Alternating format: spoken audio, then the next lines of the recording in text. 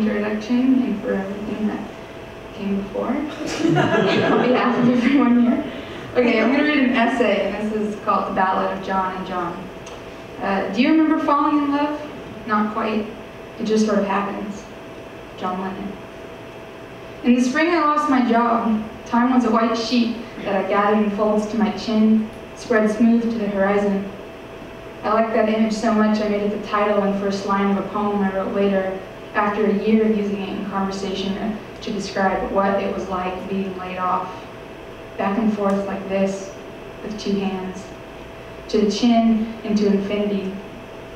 Day in and day out was endless and open wide, and if on a clear day I stood very tall, I could almost see forever. Some days this was terrifying. Eternity was a casino carpet, a red paisley maze with no hope of exit or daylight or vocation. On other days, eternity was so blinding that all logistics and worry were burned up in its glow. On these days, anything was possible. The joy of living and making food and writing sentences and having friends was enough to live on, which was nice because there wasn't much of anything else. But regardless, all days went something like this: coffee and records, eggs and tortillas, check Craigslist, feel depressed about being a number on a newspaper page, make plans, ride my bike, try to write, get distracted by laughter in the kitchen, the smell of cigarettes on the back patio, get thirsty for old fashions and the promise of a warm evening. Good morning, white sheet. Good night. When spring rolled into summer, I started watching my roommate's Beatles anthology DVDs. I'd always loved the Beatles. There's nothing unique about that sentence. But I did, and my love was pure.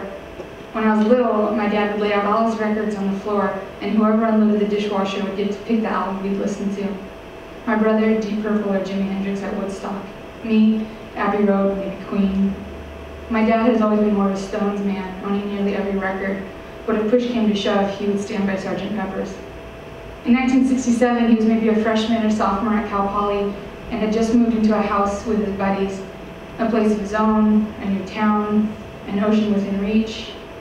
Maybe that's my projection. I'm not really sure how strongly he felt about the ocean.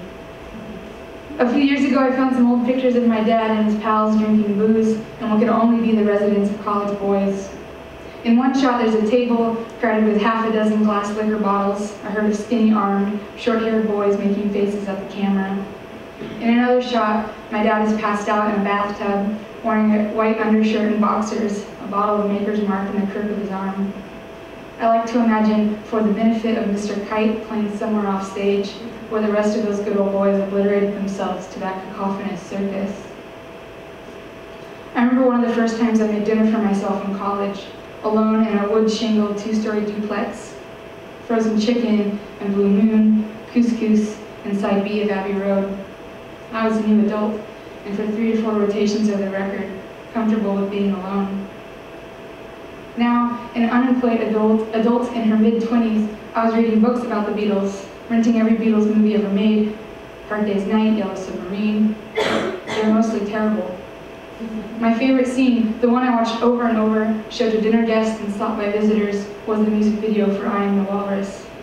This is somewhere in the middle of the Magical Mystery Tour movie, which might be one of their worst. The whole music video is a psychedelic hodgepodge of fully grown adults in animal costumes, and no one in the band seems to give a rip about anything, which is weird, considering that they're all wearing animal costumes. You'd think they'd try to sell it just a little bit, but they don't, except for John. While the rest of the band lip-syncs and deadpan, John is always up to something else, rolling his eyes to the back of his head, or wearing an egg head, or jumping, arms splayed, feet out from his piano bench.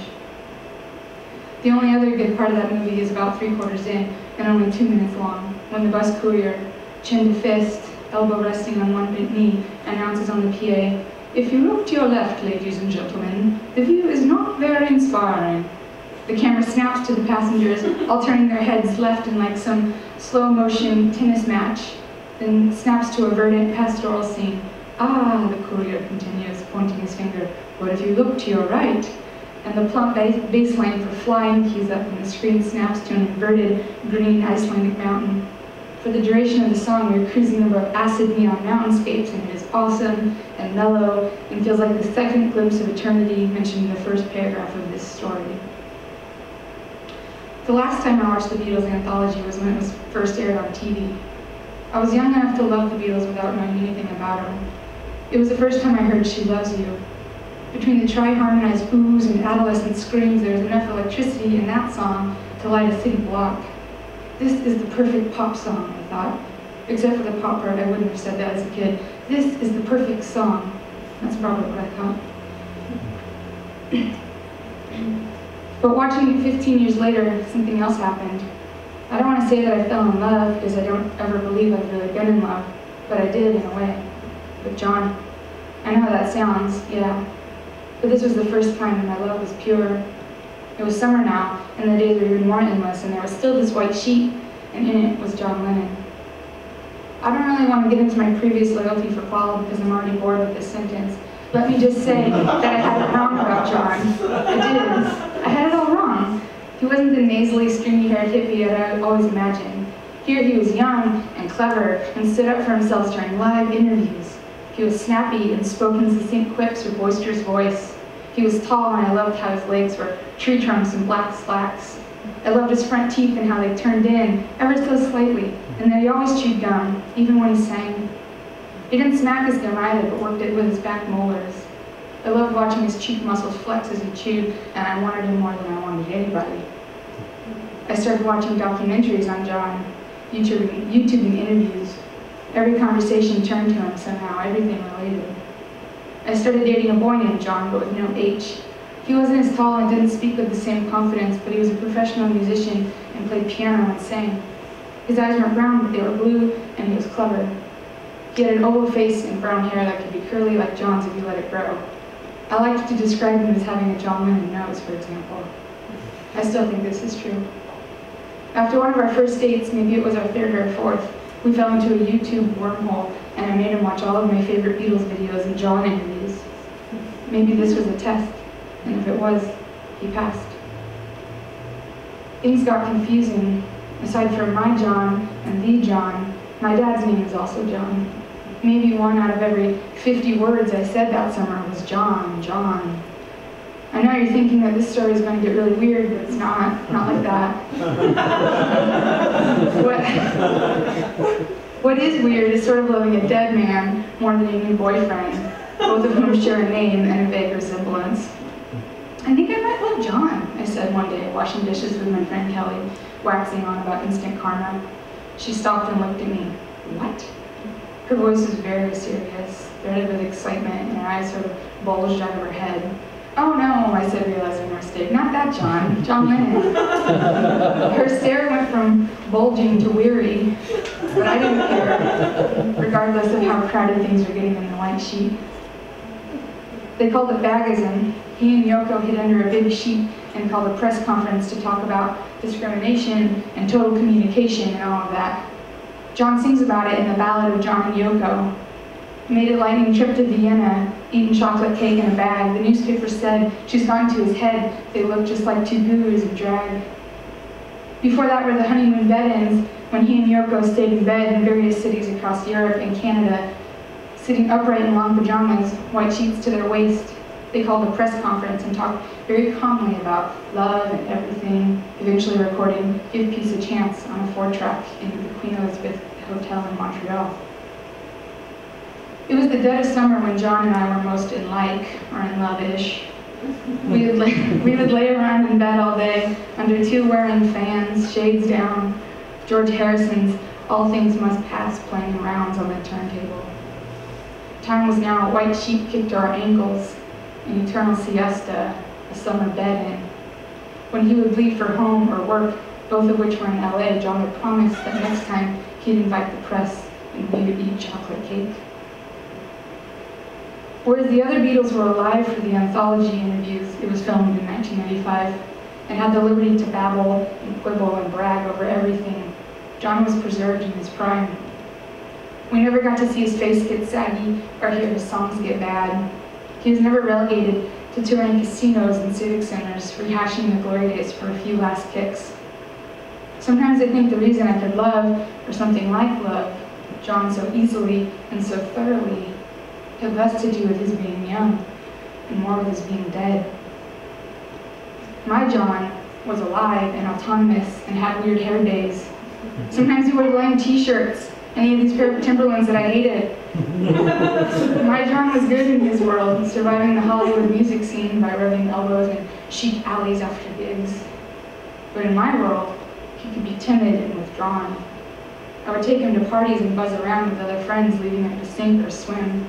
I wanted him to be my idea of his prime, always. I had a hard time letting John live.